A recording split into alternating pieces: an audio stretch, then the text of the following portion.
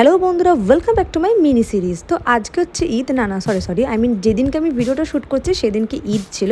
আর ভিডিওটা হয়তো একটু বড় হতে পারে, বাট তোমরা একটু দেখো তাহলেই বুঝবে কেন বড়। তো আমরাও ঈদের দিনকে পড়েছিলাম একটু বেরিয়ে, কারণ মেসোমশাই এসেছিলো, তো ভাবলাম চলো একটু ঘুরেই আসি। আর কোথায় গেছি না গেছি ভিডিওটা দেখলেই জানতে পারবে। তো আশা করছি অনেকেই বুঝতেই পারছো, আর যারা জানো না এই জায়গাটা সম্বন্ধে, যারা বর্ধমানের লোকালেই নও তাদেরকে বলে রাখি, এটা হচ্ছে বর্ধমানে কঙ্কালীবাড়ি মন্দির।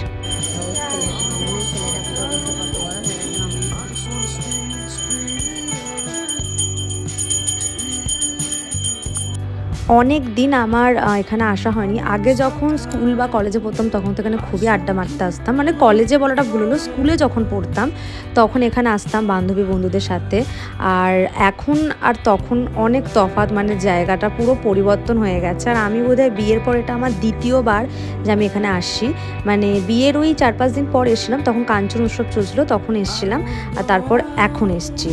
আর ফুচকা দেখে আমি লোভ সামলাতে না পেরে আমরা চলে গেছিলাম ফুচকা খেতে।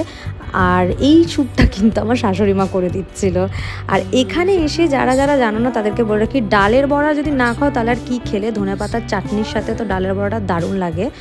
আর এখন এই জায়গাটা এত সুন্দর করে দিয়েছে, মানে তোমার আসতে ইচ্ছা করবে না। তারপর আর দেরি না করে আমি চলে গেছিলাম সর্বমঙ্গলা মন্দিরে। আসলে এখানে আর আসাই হয় না এইসব জায়গাগুলোতে, তো আমরা ভেবেছিলাম চলো এগুলোতেই ঘুরতে যাই। এখন তো মানুষজনরা এখানে মানে মন্দির ছেড়ে এখন অন্য অন্য জায়গায় ঘোরে।